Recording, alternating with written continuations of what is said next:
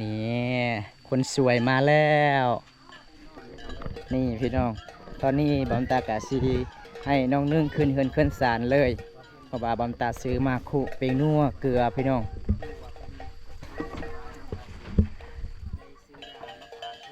เอาบ่ได้หักบ่ FC ความมั่นเจ้าได้บ่ได้ก็ได้นี่นะ400,000เงินมั่นได้นี่ได้ เงินมั่นเด้อนี่เด้อได้ป่ะ มันเสาหนึ่งไว้ ขาดองเท่าไรขาดองอ่ะ10 ล้านคือเก่าอ่ะ10 ล้านคือเก่าพี่น้องเมื่อนี้ก็จะได้คุเลยเนาะเพราะว่าตอนแรกก็จะได้ตักเนาะคันเสาเป็นไข่เนาะเป็นจะได้เมื่อนี้ดีใจหลายป่ะเนาะจักเปอร์เซ็นต์น้องเมื่อนี้ดีใจ100%เนาะน้องบ่คิดบ่ฟันเลยว่าพ่อใหญ่ใจดีมาฝากเงินนำบ่บนตาบ่คิดเลยตักน้ำมื้อนั้นก็มีแต่เอากระตุกน้ำมันเครื่องเขาเจ้าใส่รถใหญ่เบิดแล้วก็น้องเก็บเอาแล้วก็ล้างเนาะตอนนี้น้องอยากได้ยังกระติกใส่น้ำบ่เวลาไปตักน้ำต้องถอกใส่กระติกเนาะ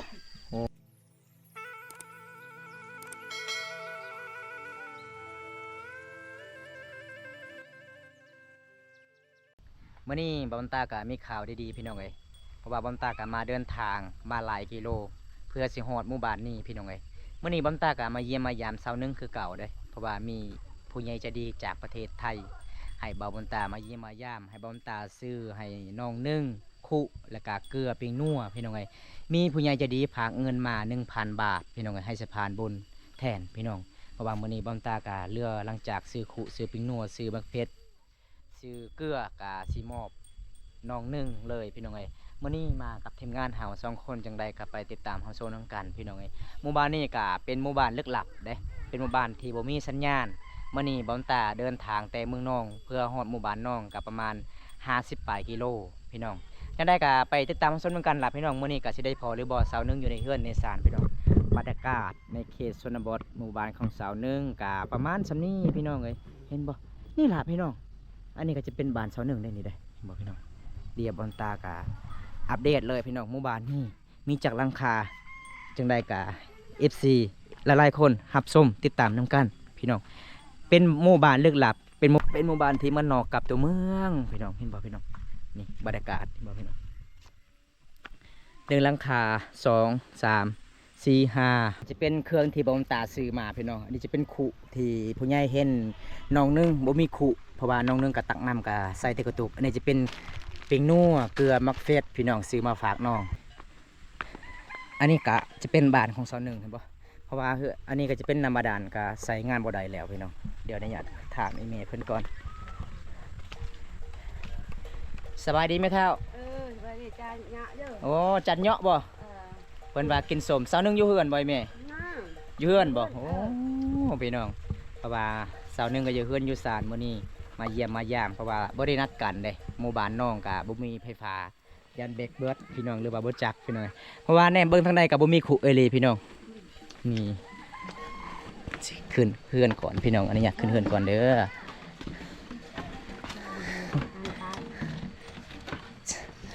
สบายดีเป็นยังคือติดต่อบ่ได้บ่มีแบกบ่สบายนี่บ่บ่สบายแน่พี่น้องอันนี้กินส้มเนาะส้มยังนี่นะส้มมะม่วงโอ้พี่น้องสาวนึงมื้อนี้น้องฮู้บอกว่าอ้ายมาหาเจ้าบ่ฮู้เลยมื้อนี้อ้ายซื้อมาคุเด้อมีผู้ใหญ่ใจดีจากฝั่งไทยเป็นห่วงเจ้าบ่มีคุแล้วก็อ้ายซื้อมาเกลือเป็นนัวมักเฟสจะได้กะไปเอาอยู่รถอ้ายเลยเด้อไปลองไปเอาเลย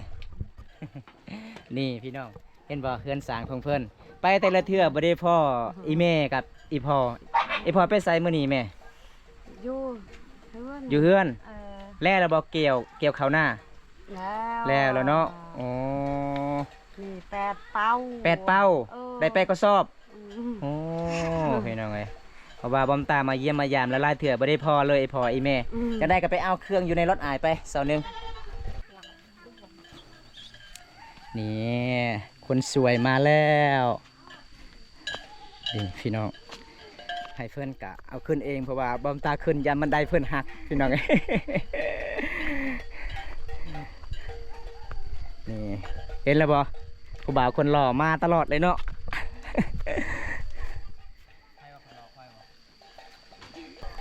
กันว่าคนงามนะบ่สบายก็งามให้นั่งก็งามพี่น้องเลยเนาะ แม่ เพิ่นมากระตื่นนอนพี่น้องเลย นี่พี่น้อง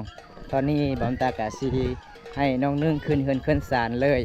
เพราะว่าบอมตาซื้อมาคุเป็นนัวเกลือพี่น้อง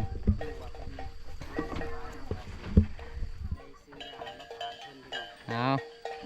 บ่ได้หักบ่ เป็นแต่ย่านนี่ลีบันไดไปบ่โกยจะขึ้นไปก่อน ย่านนี่เด้อพี่น้องเบิ่ง ขึ้นดีเด้อตกแล้วเจ้าของไม่ได้รับประกันเด้ นี่พี่น้องมาเยี่ยมมายามเพิ่นวันนี้ ใส่มาลาตีพี่น้องเบิ่ง บ้านเนี่ยบ้านสวน กินยังเนาะ เอาไป กินชมมะม่วงบ่อืมแล้วบ่สักเขาให้ นั่งมาแล้ว ยังบ่แล้วบ่มื้อนี้พักผ่อนก่อนเมื่อยเนาะอืมแม่เพิ่นก็อยู่เฮือนมื้อนี้บ่ได้ไปให้ไปสวนพี่น้องเลย อีแม่เอ้ย มื้อนี้ มื้อนี้มีผู้บ่าวของไทยขอมั่นลูกสาวอีแม่ได้บ่ได้บ่ ได้ นี่ได้เด้อพี่น้อง จะเอาได้บ่สาวหนึงผู้บ่าวของไทยได้เนาะ มื้อนี้มาเยี่ยมมายามเพิ่นพี่น้องอยู่เฮือนอยู่ศาล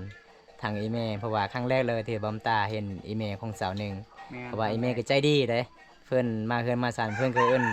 กินส้มกินเมี่ยงพี่น้องเพิ่นว่าถ้ามักลูกสาวข่อยมันไปเลยได้เลยเพิ่นว่า ว่าอันตากะเยี่ยมยามน้องนึ่งมื้อนี้ไปกับบ่โกยกะโทรหาบ่ติดน้อง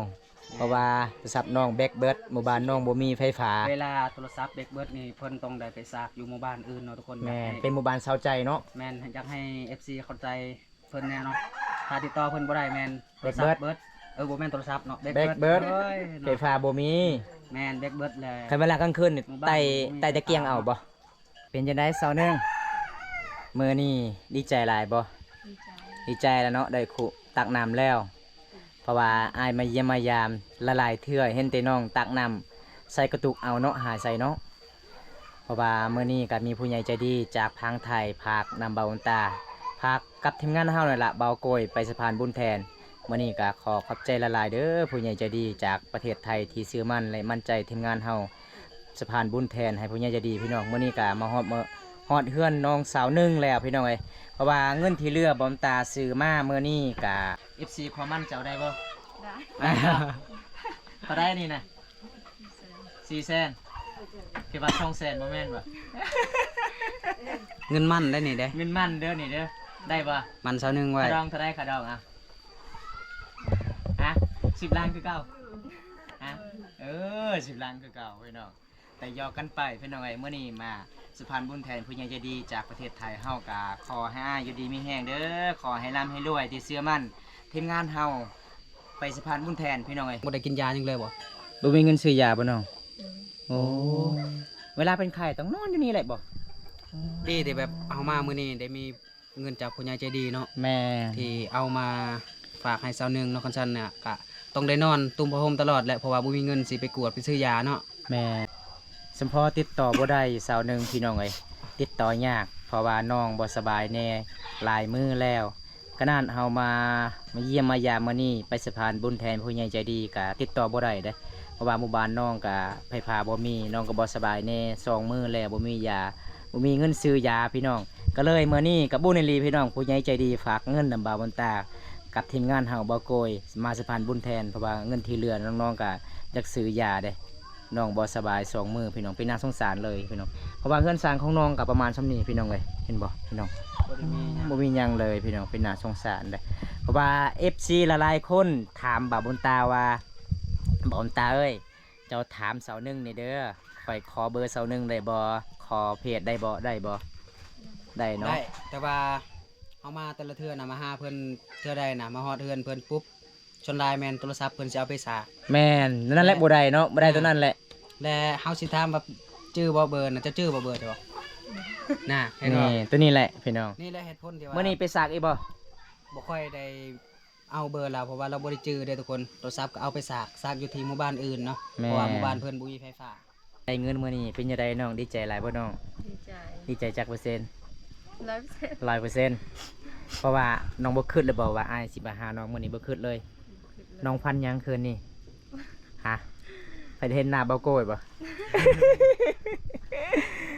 ไอายมาเมื่อนี้คิดว่าบ่ได้พอน้องก็เลยกลับเมืองน้องเด้แต่บุญนิลีไอายมาเห็นว่าน้องบ่สบายอยู่ในเฮือนน้องนอน เพราะว่าติดต่อบ่ได้ไอายโทรน้องแต่วันนี้ติดต่อกับบ่ได้เพราะว่าไอายกับบ่มีเบอร์น้องไอายมีเบอร์แต่สาวเดือแต่สาวเดือว่าแต่โทรสาวเดือก็บ่ติดพี่น้องบ่จักหมู่บ้านเจ้าแบกเบิดเนาะมีไฟฟ้าเนาะไปสักอยู่บ้านอื่นพี่น้องอ้าวบัดนี้ขอขอบใจผู้ใหญ่ผู้ใหญ่ใจดีไอายเพิ่นก่อนแหน่จักบาทอวยพรก่อนแหน่ฮะถ้าเขาขอบใจบ่เป็นข่อยสิเอาเมื่อคืนได้เงินนี่เด้ เอาคืน เอาคืนได้ทางคุทางปีนัวทางมักเฟสได้บ่ฮะ ฝากขอบใจผู้ใหญ่ใจดี อ้าว จากฝั่งไทยที่ฝากเงินฝากกดแม่ เอาเบาแล้วไหม โอ้เว้าบ่เป็นบ่ บ่น้อง เว้าลาวบ่ค่อยเป็นเนาะ บ่น้องครั้งแรกเลยบ่ที่ผู้ใหญ่ใจะดีฝากเงินมาครั้งแรกเลยเนาะก็เลยเว้าตื่นเต้นเนาะเอาเว้าตามอายเว้าเด้อเว้าได้บ่เอานบก่อนไหม เว้า ข ตา อ มเด้อ ขอขอบใจ ขอขอบใจ ผู้ใหญ่ใจดี ผู้ใหญ่ใจดี จากฝั่งไทย จากทางไทย ขอให้อยู่ดีมีแห้ง ขอให้อยู่ดีมีแห้ง ขอให้ร่ำให้รวย ขอให้ร่ำให้รวย ปรารถนาสิ่งใดขอให้ได้สิ่งนั้น ศาสนาทั้ง ปรารถนาสิ่งใดขอให้ได้สิ่งนั้น ศาสนาสิ่งใดขอให้ใดสิ่งนั้น ถ้าอยากได้แฟนมาหาค่อยเลย อยากได้แฟนมาหาข่อยเลย นี่ ขะดองเท่าไรขะดองอ่ะ เด้อ ล้าน 10 ล้านนี่พี่น้อง เป็นได้บ่าวบุญตา ฮะ ต้องสาวเมืองเซโปนกับสาวเมืองนองนะใครแพงกว่ากัน มึงน้องแฟนกว่า น้องๆนะ30 แม่น มาเซโปนใน10 ล้าน 10 ล้าน คือว่ากระดองนะถึกเนาะ แมน พอเอาอยู่พี่น้องถ้ามีเงินเนาะในเขตนี้เพราะว่าเป็นหมู่บ้านเขตชนบทเนาะก็เลยแบบ ตอนแรกน้องก็สิได้ตักเลยเนาะ โดย บ่ต้องถือเด้อกระตุกเด้อต้องถือขุไปน้ำตักน้ำอันนี้มันหลายกว่าเวลาเฮ็ดกินต้องเอาขุตักละจังได้กะน้องเอาไว้เลยขุกับเกลือปิงนัวนี่เด้ออยากได้กระติกบ่หรือว่าอยากได้หยัง อยากได้กิ๊ก อยากได้กระติกใส่น้ำโอ้เวลาไปตักน้ำต้องถอกไปในกระติกให้มันลายเนาะโอ้พี่น้องน้องหนึ่งความฝันน้องหนึ่งอยากได้กระติกน้ำพี่น้องเมื่อนี้ก็มีผู้ใหญ่ใจดีมาฝากเงินผู้ใหญ่ใจดีจากประเทศไทยเห็นบ่าวบอมตาถ่ายคลิปน้องไปตักน้ำบ่มีคุเมื่อนี้บอมตาก็ซื้อมาให้แล้วพี่น้องคุหนึ่งแล้วก็มีเกลือมีปิ้งนัวมีมักเฟดพี่น้องเลือดที่นำบอมตากะมอบ สาวนึ่งเลยพี่น้องเรือยัง400,000 กีบพี่น้องเอ้ยจังใดกะบอมตากะขอขอบใจผู้ใหญ่ใจดีหลายๆเด้อพี่น้องขอให้อยู่ดีมีแหงขอให้ร่ำให้รวย ขอให้ปรารถนาสิ่งใดขอให้ได้สิ่งนั้นพี่น้องจังใดน้องนึ่งกะเอาไว้เลยเด้อขุดิเด้อเอาไว้อยู่พุ่นเลยเดี๋ยวจังหน่อยไอายไปเที่ยวไปที่มาเดี๋ยวไอายเหยียบมันแตกเด้ ไปน้องเอาไว้โลดเป็นเนื้อเกลือมีแต่บอกไอเมว่าไอเมเอ้ยมื้อนี้มีผู้บ่าวมามันคอยเลยเด้อ ชอบทำคาสิมาแต่ เออเฮามีคุแล้วสิตักน้ำบอกในนั้นเด้อไอ้แม่เด้อ ไอเมไปใส่เลยไอเมมันกินอยู่เฮือนไอเมไปลินแล้วไปอาบน้ำโอ้ไปอาบน้ำบ่น้องไปตักมื้อนั้นบ่ โดย พี่น้องเพราะบ่าวบอมตาก็อัปเดตไปที่ชีวิตน้องมื้อนั้นคำโพดก็เลยเมื่อพี่น้องกลับเมืองน้องฮอด8 โมง ใจทุกปลอ เอานักอยู่ได้น้องเอ้ย มาซอย เอาซอยแม่บอกโกยใส่น้องเพื่อนแน่ มันขาดแล้วเด้ แม่นนี่พี่น้องเพื่อนสารเพื่อนกะประมาณสำนี เพราะว่าเป็นเรื่องน้ำน้อยเด้ แม่นเห็นบอกกะบ่มีขุอีหลีเด้พี่น้องบ่แม่นบอมตาสร้างคอนเทนต์บ่แม่นบอมตาเว้าขี้ตัวบ่มีขุเห็นบ่มีแต่ขุบอมตาซื้อมาพี่น้องแล้วก็มีแต่กระตุกนี่ล่ะเจ้าหายใส่พี่น้องเวลาไปตักน้ำเด้มื้อนี้ก็มาเยี่ยมมายามเพิ่นก็บ่มีหยังล่ะพี่น้องของผักของต้อนมีแต่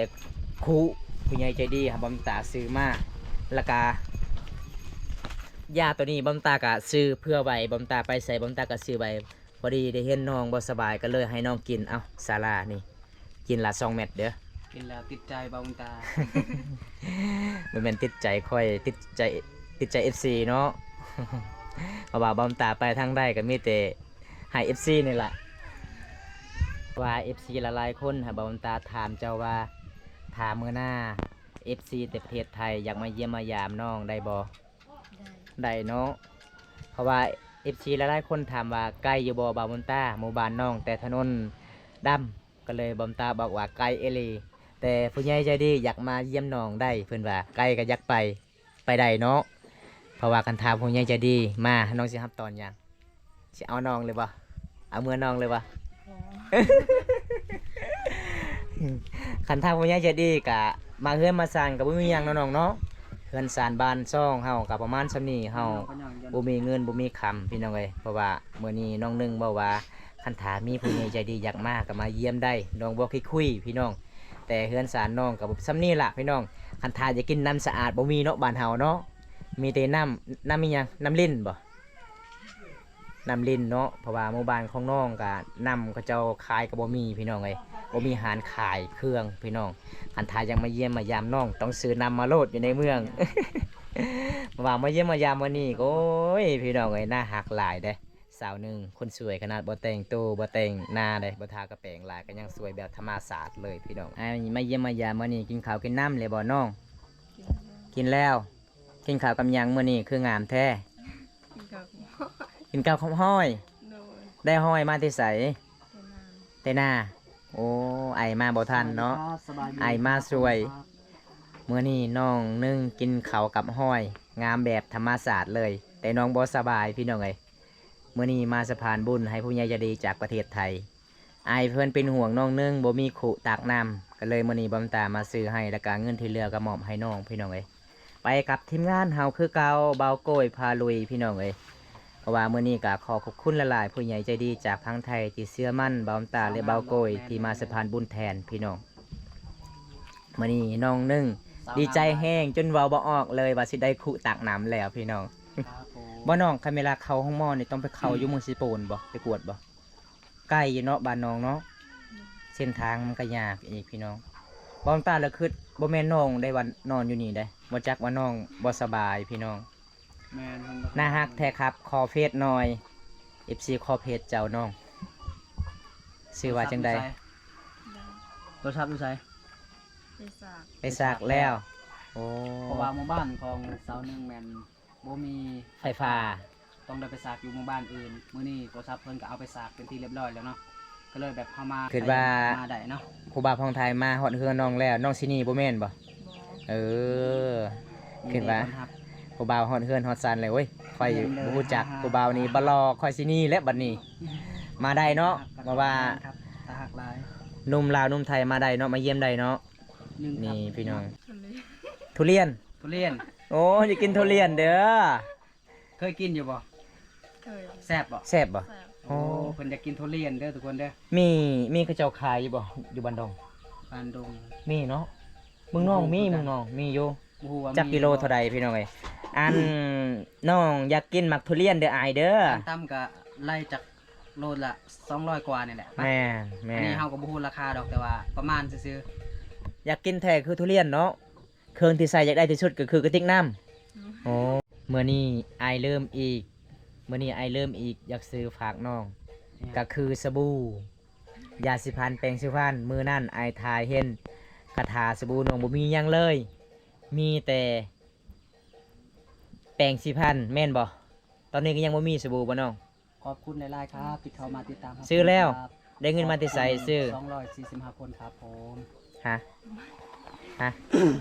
พ่อแม่ให้ เวลาจะซื้อสบู่นี่ไปซื้ออยู่บ้านใด มันแสลน บ้านสะแลนโอ้หมู่บ้านน้องบ่มีบ่อนขายเนาะน้ำมันรถก็เขาจะบ่ขายบ่อยู่บ้านเจ้า โอ้ยพี่น้องเว้ย คาย ขายอยู่แต่สบู่นี่บ่มีบ่อนขายเลย เครื่องกินก็บ่มีโอ้เป็นหมู่บ้านที่น้องกลับแต่เมืองแบบนี้ล่ะพี่น้อง ครับเป็นไรให้ เอาไปไล่ให้ไก่คันท้าจับได้เสาหนึ่งว่ากินโลด จัดแล้วบอกโกยบัดนี้ บ้านสกีบ้านสกีเด้ออาจารย์เด้อเป็นหมู่บ้านลึกลับไม่มีไฟฟ้าแต่มีสัญญาณโทรศัพท์ บอกโกยมา มี มี 12หลังคาเฮือน เดี๋ยวเอา ฮะ เอากระต่ายจ้าเอาปั๊บ เอาบัดโอ้พนต้มผักกาดพี่น้องเอ้ยอันนี้ก็คืออีเมของสาวหนึ่งเด้ เวลามาเยี่ยมมายามเพิ่นมื้อนี้เพิ่นว่าอย่าพาเมื่อกันเด้อคอยสิต้มผักให้สุกินนี่บอกพี่น้อง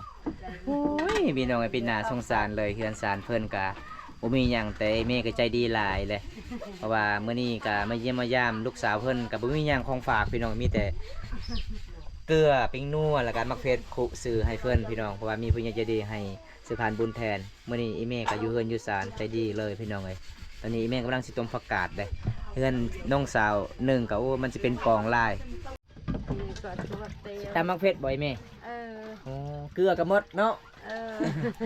คำบาบนตาบ่มามื้อนี้เบิดเลยบ่มีกินล่ะพี่น้อง อืม อันนี้ก็คือมักเผ็ดอีเมไปคออยู่บ้านนี่พี่น้องมาเยี่ยมมายามเพิ่นมื้อนี้มีอาหารแซ่บๆเลยเด้ อันนี้ก็จะเป็นผักกาดเห็นบ่พี่น้อง เพราะว่าเฮาก็สิกลับแต่อีเมเพิ่นว่าอย่าพาเมื่อก่อนเด้อกินข้าวกินน้ำก่อนจึงเมื่อพี่น้อง อันนี้สาวหนึ่งเพราะว่าน้องสาวเพิ่นบ่แม่นน้องสายน้องสาวพี่น้อง นี่หลายเลยน้องของน้องสาวหนึ่งพี่น้องเอ้ยมื้อนี้มาเยี่ยมมายามอีเมเพิ่นก็ใจดีหลายต้มผักกาดมากินพี่น้องเอ้ยนี่มาเด้อพี่น้องกินข้าวน้ำกันเด้อผู้ใดอยากมาเยี่ยมมายามสาวหนึ่งแบบนี้ล่ะพี่น้องบ่มีอาหารหย่างเพิ่นของฝากของตอนเด้แต่ใจดีหลายพี่น้องภูมิใจแล้วที่มาเฮือนมาศาลเพิ่นครับตอนเป็นอย่างดีพี่น้องมาสาวหนึ่งFC กินข้าวนี่เด้อ มากินข้าวนำกันเด้อ นี่อาหารธรรมศาสตร์เนาะอาหารแซ่บหลายสุดยอดเบิดเท่านี้ล่ะพี่น้องเอ้ยอาหารมาเด้อพี่น้องกินข้าวร่วมกันพี่น้องเอ้ยเพราะว่าเฮาบ่กินกับบ่ได้แต่มันเป็นตามประเพณีฮิตซองของ14พี่น้องเอ้ยเฮาต้องจำพี่น้องเพราะว่าปกติเฮาก็สิกลับเพิ่งกลับศาลกับเมื่อบ้านวันนี้ช่วงนี้ก็ช่วงขึ้นตกพี่น้องก็เลยตอนมันก็สิยากนิดนึงเพราะว่าเฮาก็สิจำกินข้าวกินน้ำแล้วเฮาก็สิกลับได้ต้องจำฮีตก่อนพี่น้อง เพราะว่ามาร์เก็ตนี่มันเป็นตามประเพณีบ้านเฮาพี่น้องมากินข้าวน้ำกันพี่น้องนี่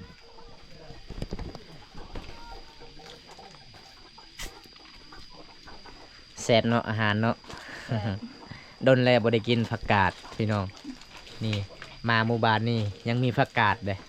คันมากเขตหมู่บ้านบอมตาบ่มีแล้วผักกาดพี่น้องเอ้ยใครมีผักกาดฤดูหนาวละพี่น้องฤดูนี้ก็บ่มีพี่น้องเอ้ยผักกาดปลูกมาที่ให้บ่หรือว่าปลูกมาที่ไสนี่นะอยู่ให้อ๋อพี่น้องผักกาดไห้เขาเจ้าปลูกอยู่ให้คือผักกาดไห้พี่น้องเอ้ยนี่อาหารแซ่บๆเด้แจ่วกับแจ่วมักเฟสปลูกอยู่ไห้เบิดแซ่บหลายบ่มีปลาแดกเนาะ บ่มีผักบ่หลังจากกินข้าวกินน้ำแล้วมื้อนี้ไอ้กลับกันเด้อน้องหนึงเด้อนี่พี่น้องเพราะว่ามื้อนี้มาเยี่ยมมายามเพิ่นก็ทำตอนเป็นอย่างดีเด้เห็นบ่ขนาดเฮือนเพิ่นสมนี้ก็ทำตอนเป็นอย่างดีเลยพี่น้องผู้สาวคลิปนี้บอกที่คุยเป็นจังไดสาวหนึงมื้อนี้เศร้าเลยบ่เป็นใครยังบ่ดีเลยเนาะเพราะว่าอ้ายก็สิกลับกันเด้อน้องบ่สบายแน่มื้อนี้ก็สิได้คุเลยเนาะเพราะว่าตอนแรกก็สิได้ตักเนาะคันเศร้าเป็นไข้เนาะเป็นจังไดมื้อนี้ดีใจหลายบ่เนาะ ดีใจ จักเปอร์เซ็นต์น้องมื้อนี้ดีใจ เลย 100%เนาะน้องบ่คิดบ่ฟันเลยว่าผู้ใหญ่ใจดีมาฝากเงินนำบ่าวบนตาบ่คิดเลยเออเพราะว่ามื้อนี้ก็น้องก็ได้คุแล้วเห็นบ่บ่เห็นคุหยังเลยพี่น้องอยู่ศาลน้องเพราะว่าน้องไปตักน้ำมื้อนั้นก็มีแต่เอากระตุกน้ำมันเครื่องเขาเจ้าใส่รถใหญ่เบิดแล้วก็น้องเก็บเอาแล้วก็ล้างเนาะตอนนี้น้องอยากได้หยังกระติกใส่น้ำบ่เวลาไปตักน้ำต้องถอกใส่กระติกเนาะโอ้พี่น้องเพราะว่ามื้อนี้บ่าวบนตาก็ดีใจหลายพี่น้องมาฮอดจอดถึงเฮือนน้องบ่ได้นัดกันได้เพราะว่ามาเยี่ยมมายามน้องมื้อนี้ก็บ่สบายแน่บ่มีเงินอยากซื้อยาพี่น้องเพราะว่าเขาเจ้าขายยามันใกล้พี่น้องหมู่บ้านน้องบ่มีร้านขายยาได้เวลาไปซื้อยานี่พูนเข้าไปอยู่ในเมืองพี่น้องเอ้ยจะได้บำตากสิปิดไว้สำนี้ก่อนพี่น้องคิดบายบายนี่บำตากสิกลับกันเด้อพี่น้องเดินทางมาไกลเด้เพราะว่าช่วงนี้ก็ฝนตกแน่พี่น้องเดินทางกับเบาโกยแบบมามื้อนี้บ้านน้องก็บ่มีไฟฟ้าโทรศัพท์น้องก็เบกหมดก็เลยติดต่อบ่ได้ตอนนี้น้องอยากได้กระติกใส่น้ำเพื่อนน้องบ่มีกระติกใส่น้ำมื้อนี้บำตาก็ซื้อมาฝาก